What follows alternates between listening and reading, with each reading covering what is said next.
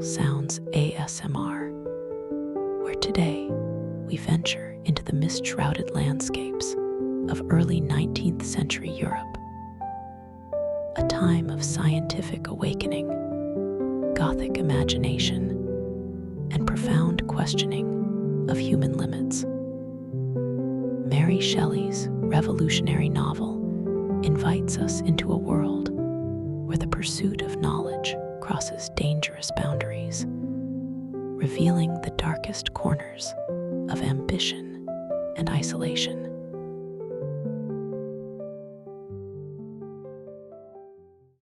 Letter 1 to Mrs. Saville, England, sent to Petersburg, Dec. 11th, 17. You will rejoice to hear that no disaster has accompanied the commencement of an enterprise which you have regarded with such evil forebodings. I arrived here yesterday, and my first task is to assure my dear sister of my welfare and increasing confidence in the success of my undertaking. I am already far north of London, and as I walk in the streets of Petersburg, I feel a cold northern breeze play upon my cheeks, which braces my nerves and fills me with delight. Do you understand this feeling? This breeze, which has traveled from the regions towards which I am advancing, gives me a foretaste of those icy climes. Inspirited by this wind of promise, my daydreams become more fervent and vivid. I try in vain to be persuaded that the pole is the seat of frost and desolation. It ever presents itself to my imagination as the region of beauty and delight. There, Margaret, the sun is forever visible, its broad disk just skirting the horizon and diffusing a perpetual splendor. Therefore, with your leave, my sister, I will put some trust in preceding navigators. Their snow and frost are banished, and sailing over a calm sea, we may be wafted to a land surpassing in wonders, and in beauty every region hitherto discovered on the habitable globe. Its productions and features may be without example, as the phenomena of the heavenly bodies undoubtedly are in those undiscovered solitudes. What may not be expected in a country of eternal light? I may there discover the wondrous power which attracts the needle, and may regulate 1,000 celestial observations that require only this voyage to render their seeming eccentricities consistent forever. I shall satiate my ardent curiosity with the sight of a part of the world never before visited, and may tread a land never before imprinted by the foot of man. These are my enticements, and they are sufficient to conquer all fear of danger or death, and to induce me to commence this laborious voyage with the joy a child feels when he embarks in a little boat with his holiday mates on an expedition of discovery up his native river. But supposing all these conjectures to be false, you cannot contest the inestimable benefit which I shall confer on all mankind to the last generation by discovering a passage near the pole to those countries, to reach which at present so many months are requisite, or by ascertaining the secret of the magnet, which, if at all possible, can only be effected by an undertaking such as mine. These reflections have dispelled the agitation with which I began my letter, and I feel my heart glow with an enthusiasm which elevates me to heaven, for nothing contributes so much to tranquilize the mind as a steady purpose, a point on which the soul may fix its intellectual eye.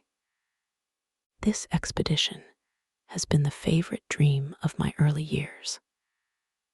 I have read with ardor the accounts of the various voyages which have been made in the prospect of arriving at the North Pacific Ocean through the seas which surround the pole. You may remember that a history of all the voyages made for purposes of discovery composed the whole of our good Uncle Thomas' library. My education was neglected, yet I was passionately fond of reading.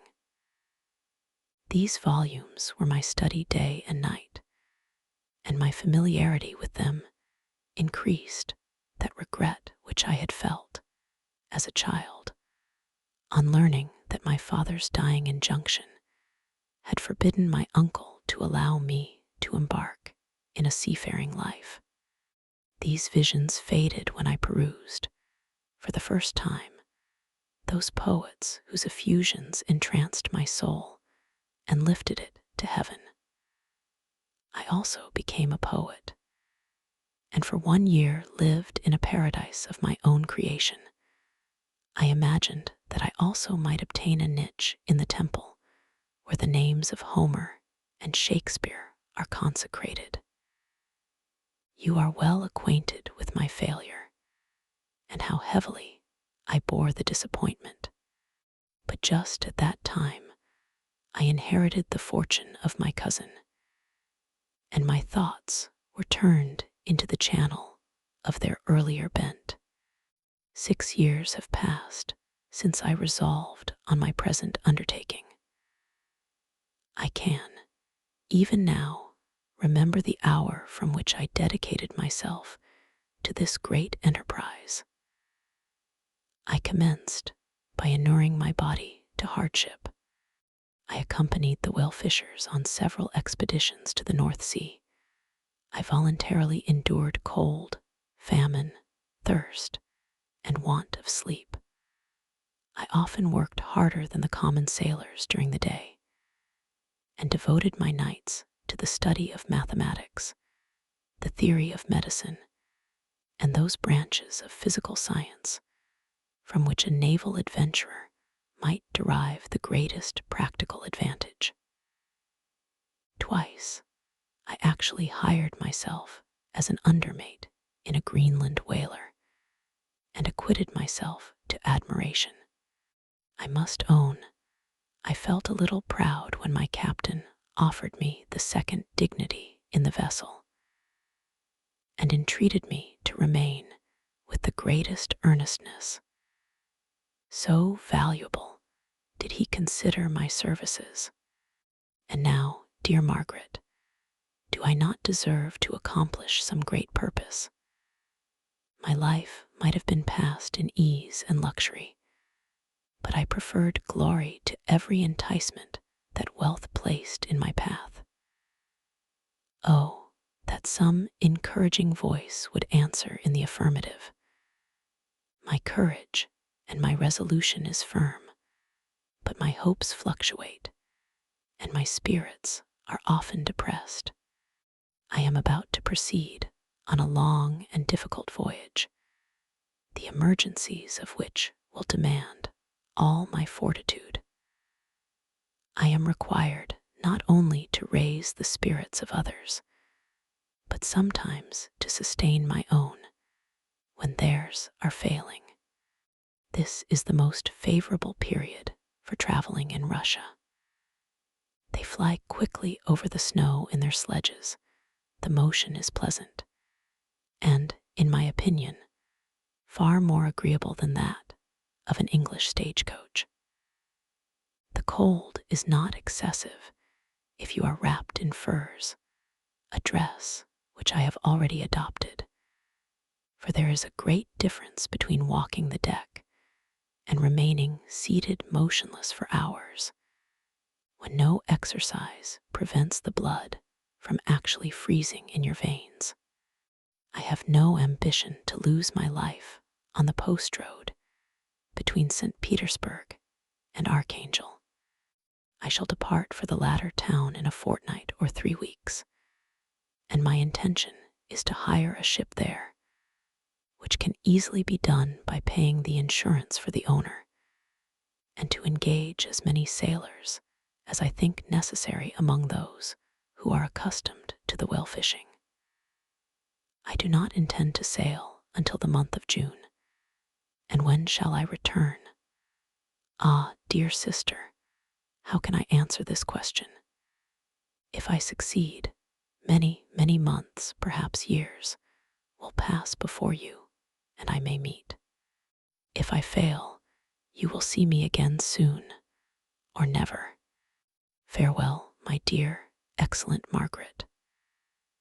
Heaven shower down blessings on you, and save me, that I may again and again testify my gratitude for all your love and kindness. Your affectionate brother, R. Walton. Letter 2. To Mrs. Saville, England.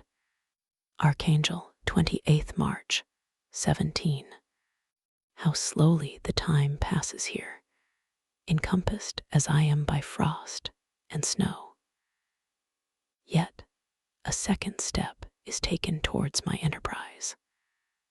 I have hired a vessel and am occupied in collecting my sailors. Those whom I have already engaged appear to be men on whom I can depend, and are certainly possessed of dauntless courage. But I have one want which I have never yet been able to satisfy, and the absence of the object of which I now feel as a most severe evil. I have no friend, Margaret. When I am glowing with the enthusiasm of success, there will be none to participate my joy. If I am assailed by disappointment, no one will endeavor to sustain me in dejection. I shall commit my thoughts to paper. It is true, but that is a poor medium for the communication of feeling.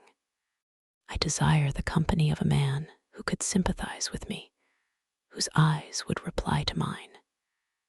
You may deem me romantic, my dear sister, but I bitterly feel the want of a friend.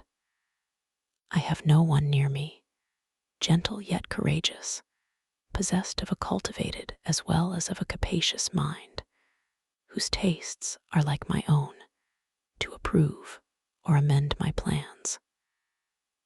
How would such a friend repair the faults of your poor brother? I am too ardent in execution and too impatient of difficulties, but it is a still greater evil to me that I am self-educated. For the first 14 years of my life, I ran wild on a common and read nothing but our Uncle Thomas books of voyages. At that age, I became acquainted with the celebrated poets of our own country, but it was only when it had ceased to be in my power to derive its most important benefits from such a conviction that I perceived the necessity of becoming acquainted with more languages than that of my native country. Now I am 28, and am in reality more illiterate than many schoolboys of 15. It is true that I have thought more, and that my daydreams are more extended and magnificent, but they want, as the painters call it, asterisk keeping, and I greatly need a friend who would have sense enough not to despise me as romantic, and affection enough for me to endeavor to regulate my mind.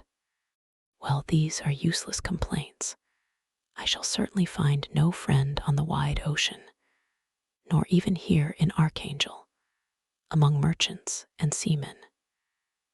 Yet some feelings, unallied to the dross of human nature, beat even in these rugged bosoms.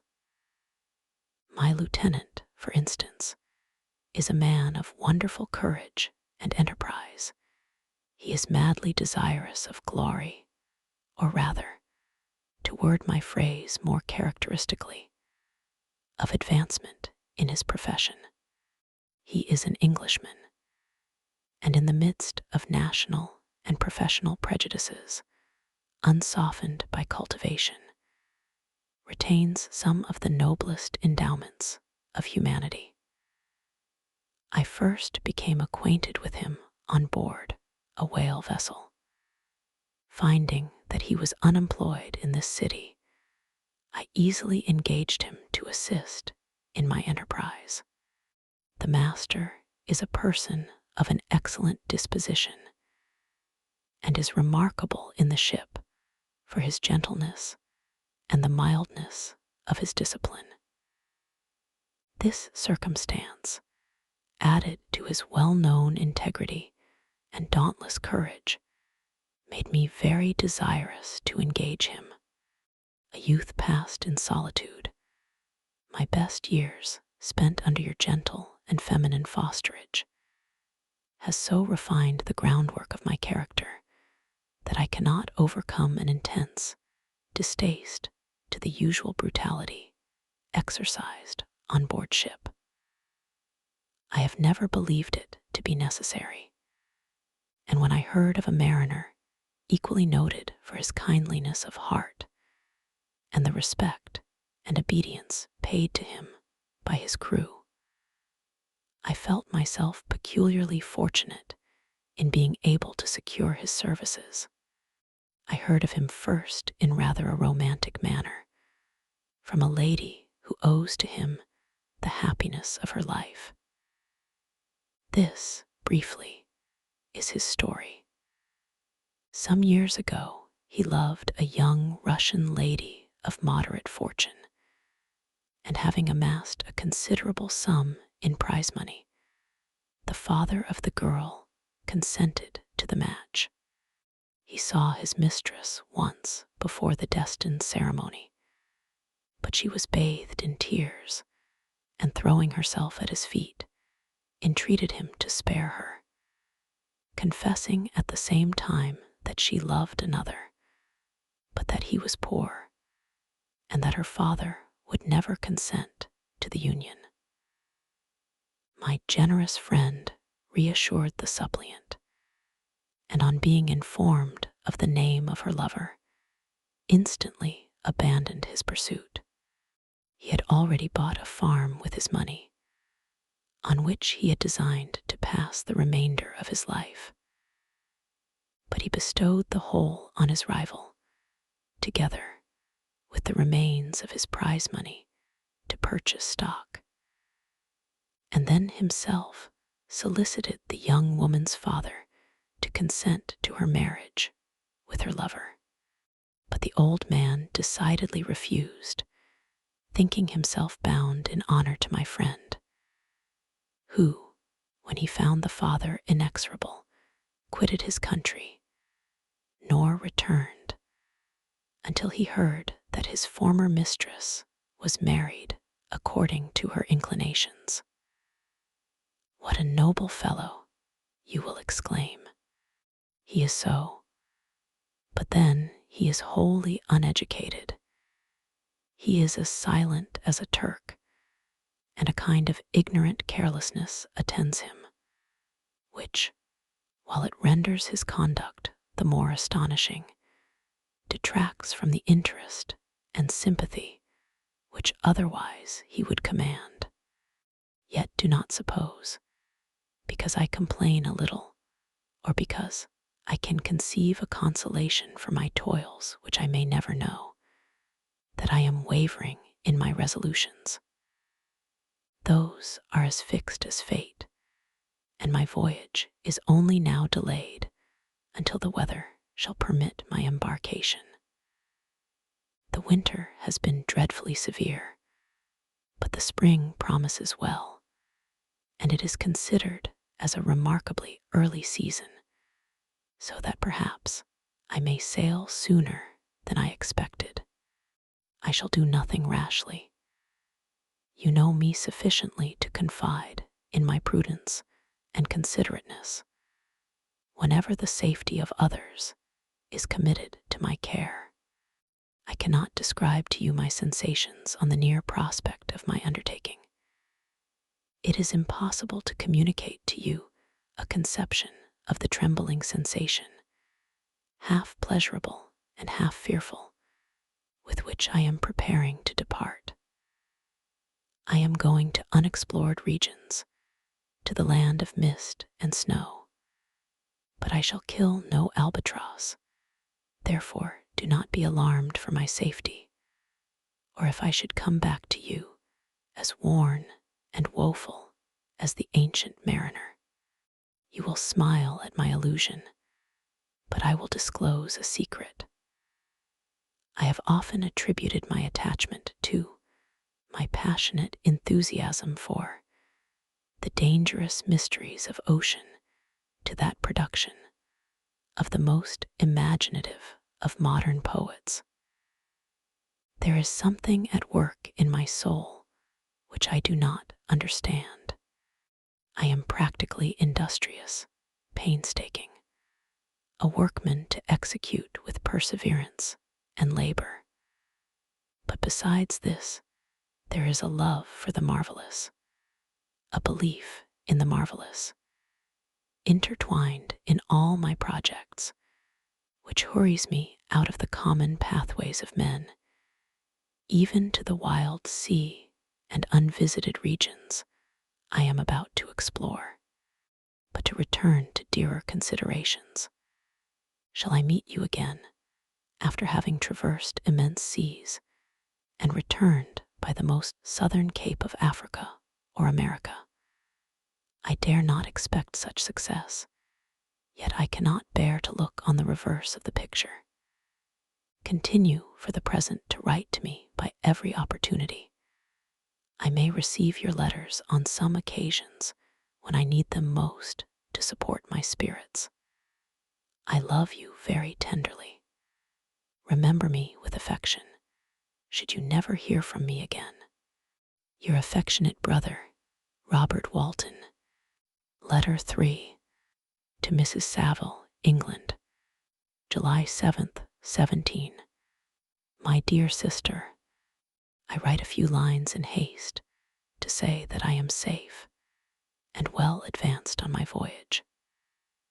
This letter will reach England by a merchantman now on its homeward voyage from Archangel, more fortunate than I, who may not see my native land, perhaps, for many years. I am, however, in good spirits. My men are bold and apparently firm of purpose, nor do the floating sheets of ice that continually pass us, indicating the dangers of the region towards which we are advancing, appear to dismay them. We have already reached a very high latitude, but it is the height of summer, and although not so warm as in England, the southern gales, which blow us speedily towards those shores which I so ardently desire to attain, breathe a degree of renovating warmth which I had not expected. No incidents have hitherto befallen us that would make a figure in a letter. 1 or 2 stiff gales and the springing of a leak are accidents which experienced navigators scarcely remember to record, and I shall be well content if nothing worse happen to us during our voyage. Adieu, my dear Margaret. Be assured that for my own sake, as well as yours, I will not rashly encounter danger. I will be cool, persevering, and prudent, but success, shall crown my endeavors. Wherefore not? Thus far I have gone, tracing a secure way over the pathless seas, the very stars themselves being witnesses and testimonies of my triumph. Why not still proceed over the untamed yet obedient element? What can stop the determined heart and resolved will of man? My swelling heart involuntarily pours itself out thus, but I must finish. Heaven bless my beloved sister, R.W. Letter 4 to Mrs. Saville, England, August 5th, 17. So strange an accident has happened to us that I cannot forbear recording it, although it is very probable that you will see me before these papers can come into your possession. Last Monday, July 31st, we were nearly surrounded by ice, which closed in the ship on all sides, scarcely leaving her the sea room in which she floated. Our situation was somewhat dangerous, especially as we were compassed round by a very thick fog. We accordingly lay to, hoping that some change would take place in the atmosphere and weather.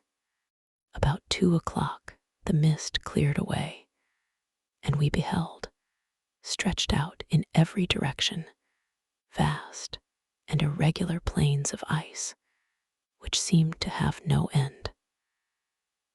Some of my comrades groaned, and my own mind began to grow watchful with anxious thoughts, when a strange sight suddenly attracted our attention and diverted our solicitude from our own situation. We perceived a low carriage, fixed on a sledge and drawn by dogs, pass on towards the north. At the distance of half a mile, a being which had the shape of a man, but apparently of gigantic stature, sat in the sledge and guided the dogs. We watched the rapid progress of the traveler with our telescopes until he was lost among the distant inequalities of the ice.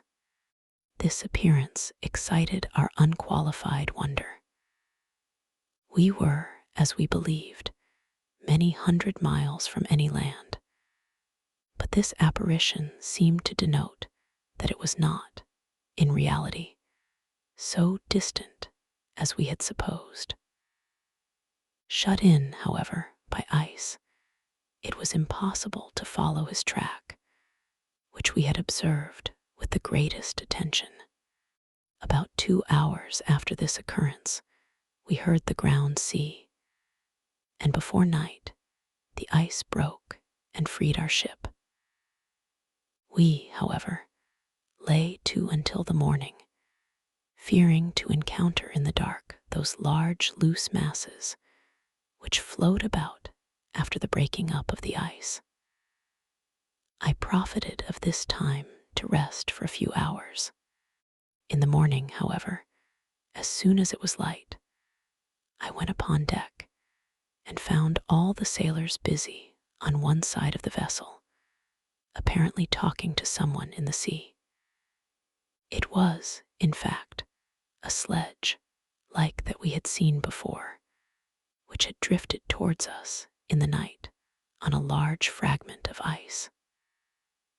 Only one dog remained alive, but there was a human being within it whom the sailors were persuading to enter the vessel. He was not, as the other traveler seemed to be, a savage inhabitant of some undiscovered island, but a European. When I appeared on deck, the master said, "Here is our captain, and he will not allow you to perish on the open sea." On perceiving me, the stranger addressed me in English, although with a foreign accent. "Before I come on board your vessel," said he, "will you have the kindness to inform me whither you are bound?" You may conceive my astonishment on hearing such a question addressed to me from a man on the brink of destruction, and to whom I should have supposed that my vessel would have been a resource, which he would not have exchanged for the most precious wealth the earth can afford. I replied, however, that we were on a voyage of discovery towards the northern pole. Upon hearing this, he appeared satisfied and consented to come on board. Good God, Margaret, if you had seen the man who thus capitulated for his safety, your surprise would have been boundless. His limbs were nearly frozen, and his body dreadfully emaciated by fatigue and suffering. I never saw a man in so wretched a condition. We attempted to carry him into the cabin, but as soon as he had quitted the fresh air, he fainted. We accordingly brought him back to the deck and restored him to animation by rubbing him with brandy and forcing him to swallow a small quantity. As soon as he showed signs of life, we wrapped him up in blankets and placed him near the chimney of the kitchen stove. By slow degrees, he recovered and ate a little soup, which restored him wonderfully. 2 days passed in this manner before he was able to speak, and I often feared that his sufferings had deprived him of understanding. When he had in some measure recovered, I removed him to my own cabin and attended on him as much as my duty would permit. I never saw a more interesting creature. His eyes have generally an expression of wildness and even madness, but there are moments when, if anyone performs an act of kindness towards him or does him any the most trifling service, his whole countenance is lighted up, as it were, with a beam of benevolence and sweetness that I never saw equaled. But he is generally melancholy and despairing, and sometimes he gnashes his teeth, as if impatient of the weight of woes that oppresses him. When my guest was a little recovered, I had great trouble to keep off the men, who wished to ask him 1,000 questions, but I would not allow him to be tormented by their idle curiosity in a state of body and mind, whose restoration evidently depended upon entire repose. Once, however, the lieutenant asked why he had come so far upon the ice in so strange a vehicle. His countenance instantly assumed an aspect of the deepest gloom, and he replied, "To seek one who fled from me." "And did the man whom you pursued travel in the same fashion?" "Yes." "Then I fancy we have seen him. For the day before we picked you up, we saw some dogs drawing a sledge, with a man in it, across the ice. This aroused the stranger's attention, and he asked a multitude of questions concerning the route which the demon, as he called him, had pursued. Soon after, when he was alone with me, he said, "I have, doubtless, excited your curiosity, as well as that of these good people, but you are too considerate to make inquiries. Certainly, it would indeed be very impertinent and inhuman in me to trouble you with any inquisitiveness of mine, and yet you rescued me from a strange and perilous situation. You have benevolently restored me to life." Soon after this, he inquired if I thought that the breaking up of the ice had destroyed the other sledge. I replied that I could not answer with any degree of certainty, for the ice had not broken until near midnight, and the traveler might have arrived at a place of safety before that time. But of this I could not judge. From this time, a new spirit of life animated the decaying frame of the stranger. He manifested the greatest eagerness to be upon deck to watch for the sledge which had before appeared. But I have persuaded him to remain in the cabin, for he is far too weak to sustain the rawness of the atmosphere. I have promised that someone should watch for him and give him instant notice if any new object should appear in sight. Such is my journal of what relates to this strange occurrence up to the present day. The stranger has gradually improved in health, but is very silent and appears uneasy when anyone except myself enters his cabin. Yet his manners are so conciliating and gentle that the sailors are all interested in him, although they have had very little communication with him. For my own part, I begin to love him as a brother, and his constant and deep grief fills me with sympathy and compassion. He must have been a noble creature in his better days, being even now in wreck so attractive and amiable. I said in one of my letters, my dear Margaret, that I should find no friend on the wide ocean. Yet I have found a man who, before his spirit had been broken by misery, I should have been happy to have possessed as the brother of my heart.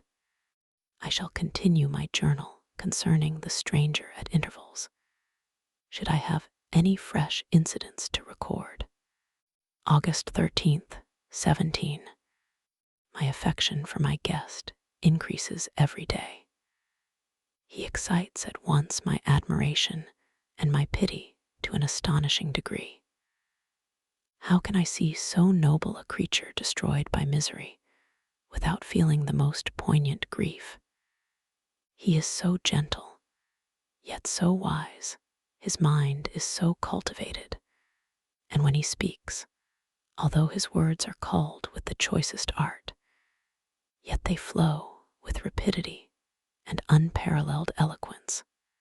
He is now much recovered from his illness, and is continually on the deck, apparently watching for the sledge that preceded his own.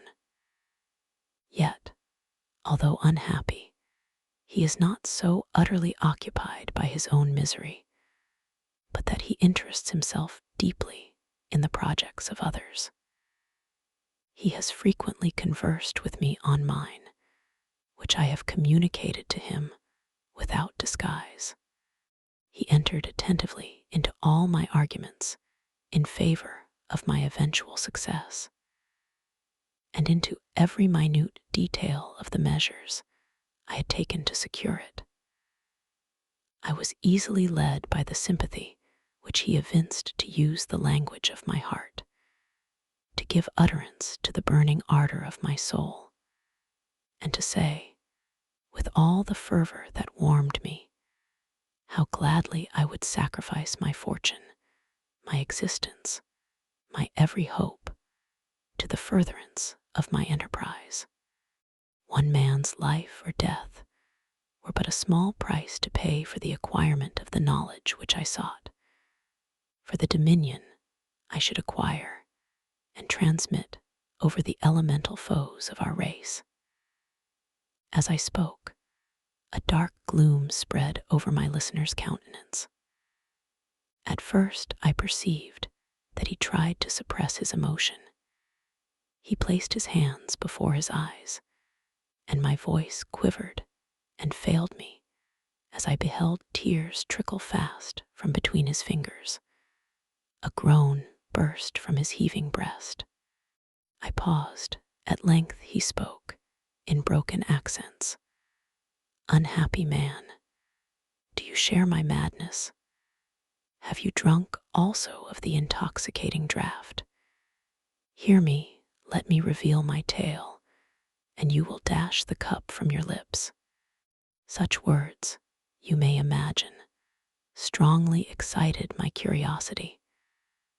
But the paroxysm of grief that had seized the stranger overcame his weakened powers, and many hours of repose and tranquil conversation were necessary to restore his composure. Having conquered the violence of his feelings, he appeared to despise himself for being the slave of passion, and quelling the dark tyranny of despair, he led me again to converse concerning myself personally. He asked me the history of my earlier years. The tale was quickly told, but it awakened various trains of reflection. I spoke of my desire of finding a friend, of my thirst for a more intimate sympathy with a fellow mind than had ever fallen to my lot, and expressed my conviction that a man could boast of little happiness who did not enjoy this blessing. I agree with you, replied the stranger. We are unfashioned creatures, but half made up. If one wiser, better, dearer than ourselves, such a friend ought to be. Do not lend his aid to perfectionate our weak and faulty natures. I once had a friend, the most noble of human creatures, and am entitled, therefore, to judge respecting friendship. You have hope and the world before you, and have no cause for despair. But I have lost everything and cannot begin life anew. As he said this, his countenance became expressive of a calm, settled grief that touched me to the heart. But he was silent and presently retired to his cabin. Even broken in spirit as he is, no one can feel more deeply than he does the beauties of nature. The starry sky, the sea, and every sight afforded by these wonderful regions seems still to have the power of elevating his soul from earth. Such a man has a double existence. He may suffer misery and be overwhelmed by disappointments. Yet, when he has retired into himself, he will be like a celestial spirit that has a halo around him, within whose circle no grief or folly ventures. Will you smile at the enthusiasm I express concerning this divine wanderer? You would not if you saw him. You have been tutored and refined by books and retirement from the world, and you are therefore somewhat fastidious. But this only renders you the more fit to appreciate the extraordinary merits of this wonderful man. Sometimes I have endeavored to discover what quality it is which he possesses that elevates him so immeasurably above any other person I ever knew. I believe it to be an intuitive discernment, a quick but never failing power of judgment, a penetration into the causes of things unequaled for clearness and precision. Add to this a facility of expression and a voice whose varied intonations are soul-subduing music. August 19th, 17. Yesterday the stranger said to me, "You may easily perceive, Captain Walton, that I have suffered great and unparalleled misfortunes. I had determined at one time that the memory of these evils should die with me, but you have won me to alter my determination. You seek for knowledge and wisdom, as I once did, and I ardently hope that the gratification of your wishes may not be a serpent to sting you, as mine has been. I do not know that the relation of my disasters will be useful to you. Yet, when I reflect that you are pursuing the same course, exposing yourself to the same dangers which have rendered me what I am, I imagine that you may deduce an apt moral from my tale, one that may direct you if you succeed in your undertaking, and console you in case of failure. Prepare to hear of occurrences which are usually deemed marvelous. Were we among the tamer scenes of nature, I might fear to encounter your unbelief, perhaps your ridicule. But many things will appear possible in these wild and mysterious regions, which would provoke the laughter of those unacquainted with the ever-varied powers of nature. Nor can I doubt but that my tale conveys in its series internal evidence of the truth of the events of which it is composed. You may easily imagine that I was much gratified by the offered communication. Yet I could not endure that he should renew his grief by a recital of his misfortunes. I felt the greatest eagerness to hear the promised narrative, partly from curiosity, and partly from a strong desire to ameliorate his fate if it were in my power. I expressed these feelings in my answer. "I thank you," he replied, "for your sympathy, but it is useless. My fate is nearly fulfilled. I wait but for one event, and then I shall repose in peace." "I understand your feeling," continued he, perceiving that I wished to interrupt him. "But you are mistaken, my friend, if thus you will allow me to name you. Nothing can alter my destiny. Listen to my history, and you will perceive how irrevocably it is determined." He then told me that he would commence his narrative the next day when I should be at leisure. This promise drew from me the warmest thanks. I have resolved every night, when I am not imperatively occupied by my duties, to record, as nearly as possible in his own words, what he has related during the day. If I should be engaged, I will at least make notes. This manuscript will doubtless afford you the greatest pleasure. But to me, who know him, and who hear it from his own lips, with what interest and sympathy shall I read it in some future day? Even now, as I commence my task, his full-toned voice swells in my ears, his lustrous eyes dwell on me with all their melancholy sweetness. I see his thin hand raised in animation, while the lineaments of his face are irradiated by the soul within. Strange and harrowing must be his story, frightful the storm which embraced the gallant vessel on its course, and wrecked it thus. Chapter 1. I am by birth a Genovese, and my family is one of the most distinguished of that republic. My ancestors had been for many years counselors and syndics, and my father had filled several public situations with honor and reputation. He was respected by all who knew him for his integrity and indefatigable attention to public business. He passed his younger days perpetually occupied by the affairs of his country.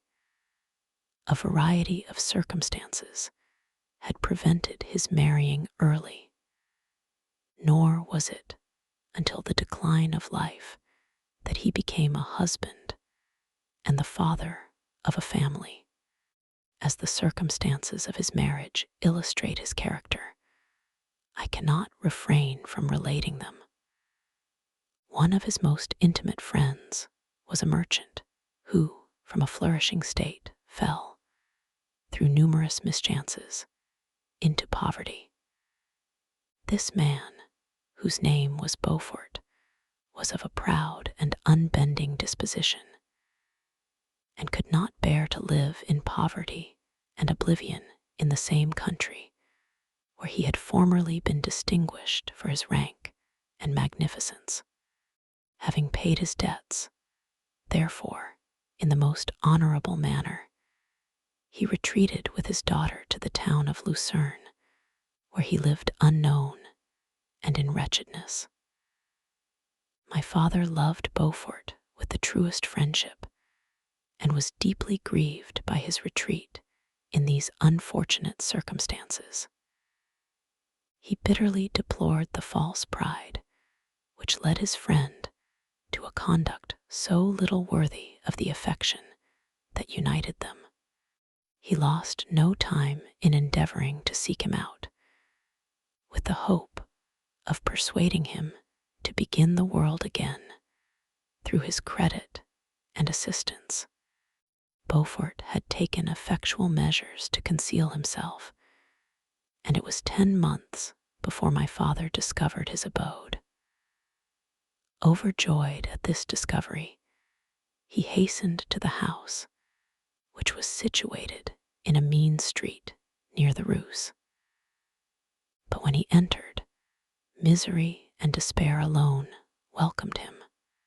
Beaufort had saved but a very small sum of money from the wreck of his fortunes, but it was sufficient to provide him with sustenance for some months, and in the meantime he hoped to procure some respectable employment in a merchant's house.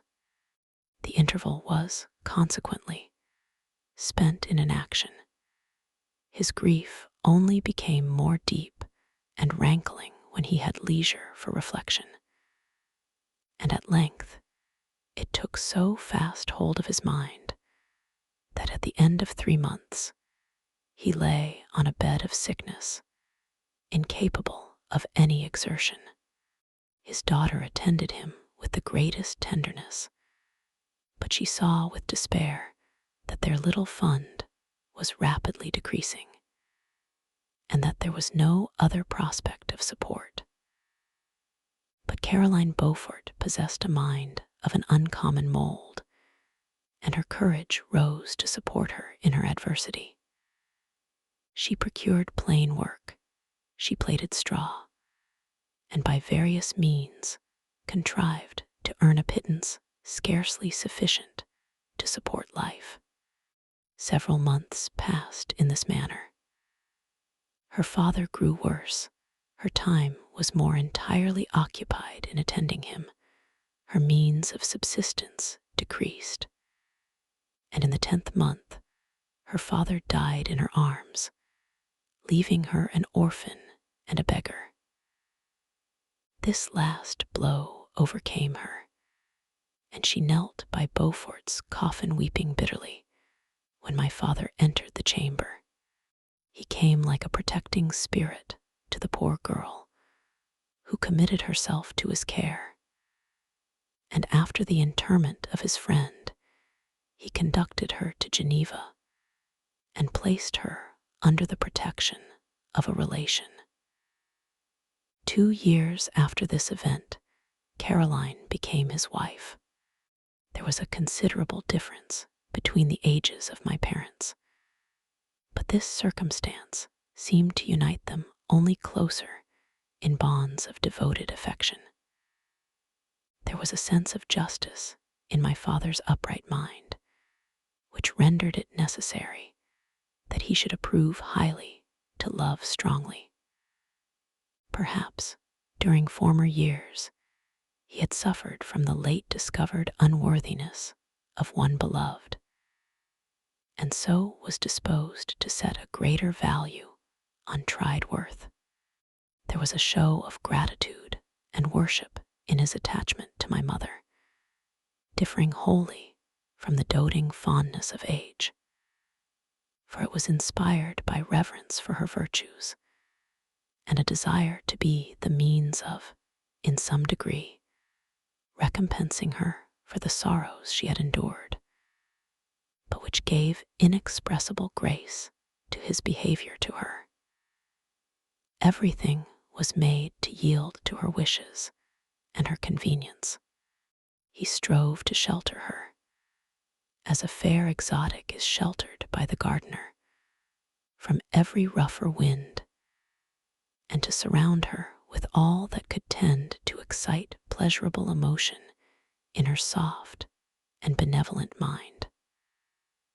Her health, and even the tranquility of her hitherto constant spirit, had been shaken by what she had gone through during the 2 years that had elapsed previous to their marriage. My father had gradually relinquished all his public functions, and immediately after their union, they sought the pleasant climate of Italy, and the change of scene and interest attendant on a tour through that land of wonders as a restorative for her weakened frame. From Italy, they visited Germany and France. I, their eldest child, was born at Naples, and as an infant accompanied them in their rambles. I remained for several years their only child. Much as they were attached to each other, they seemed to draw inexhaustible stores of affection from a very mine of love to bestow them upon me. My mother's tender caresses and my father's smile of benevolent pleasure while regarding me are my first recollections.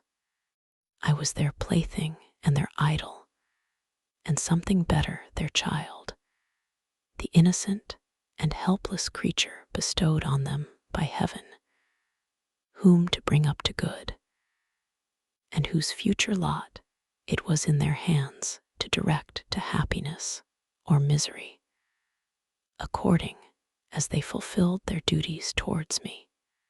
With this deep consciousness of what they owed towards the being to which they had given life, added to the active spirit of tenderness that animated both, it may be imagined that while during every hour of my infant life I received a lesson of patience, of charity, and of self-control, I was so guided by a silken cord that all seemed but one train of enjoyment to me. For a long time I was their only care. My mother had much desired to have a daughter, but I continued their single offspring. When I was about 5 years old, while making an excursion beyond the frontiers of Italy, they passed a week on the shores of the Lake of Como. Their benevolent disposition often made them enter the cottages of the poor. This, to my mother, was more than a duty.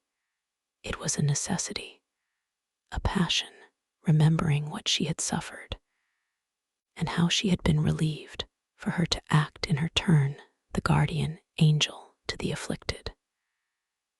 During one of their walks, a poor cot in the foldings of a veil attracted their notice as being singularly disconsolate, while the number of half-clothed children gathered about it spoke of penury in its worst shape. One day, when my father had gone by himself to Milan, my mother, accompanied by me, visited this abode. She found a peasant and his wife, hard-working, bent down by care and labor, distributing a scanty meal to 5 hungry babes. Among these, there was one which attracted my mother far above all the rest. She appeared of a different stock. The 4 others were dark-eyed, hardy little vagrants. This child was thin and very fair. Her hair was the brightest living gold, and despite the poverty of her clothing, seemed to set a crown of distinction on her head. Her brow was clear and ample, her blue eyes cloudless, and her lips, and the molding of her face, so expressive of sensibility and sweetness that none could behold her without looking on her as of a distinct species, a being heaven-sent, and bearing a celestial stamp in all her features. The peasant woman, perceiving that my mother fixed eyes of wonder and admiration on this lovely girl, eagerly communicated her history. She was not her child, but the daughter of a Milanese nobleman. Her mother was a German and had died on giving her birth. The infant had been placed with these good people to nurse. They were better off then. They had not been long married, and their eldest child was but just born. The father of their charge was one of those Italians nursed in the memory of the antique glory of Italy, one among the asterisks Sciavi Ogner Friminti, asterisk, who exerted himself to obtain the liberty of his country. He became the victim of its weakness. Whether he had died or still lingered in the dungeons of Austria was not known. His property was confiscated. His child became an orphan and a beggar. She continued with her foster parents and bloomed in their rude abode, fairer than a garden rose among dark-leaved brambles. When my father returned from Milan, he found playing with me in the hall of our villa a child fairer than pictured cherub, a creature who seemed to shed radiance from her looks, and whose form and motions were lighter than the chamois of the hills. The apparition was soon explained. With his permission, my mother prevailed on her rustic guardians to yield their charge to her. They were fond of the sweet orphan. Her presence had seemed a blessing to them, but it would be unfair to her to keep her in poverty and want when Providence afforded her such powerful protection. They consulted their village priest, and the result was that Elizabeth Lavenza became the inmate of my parents' house, my more than sister, the beautiful and adored companion of all my occupations and my pleasures. Everyone loved Elizabeth. The passionate and almost reverential attachment with which all regarded her became, while I shared it, my pride and my delight. On the evening previous to her being brought to my home, my mother had said playfully, "I have a pretty present for my Victor. Tomorrow he shall have it." And when, on the morrow, she presented Elizabeth to me as her promised gift, I, with childish seriousness, interpreted her words literally and looked upon Elizabeth as mine to protect, love, and cherish. All praises bestowed on her I received as made to a possession of my own. We called each other familiarly by the name of cousin. No word, no expression could body forth the kind of relation in which she stood to me, my more than sister, since till death she was to be mine only.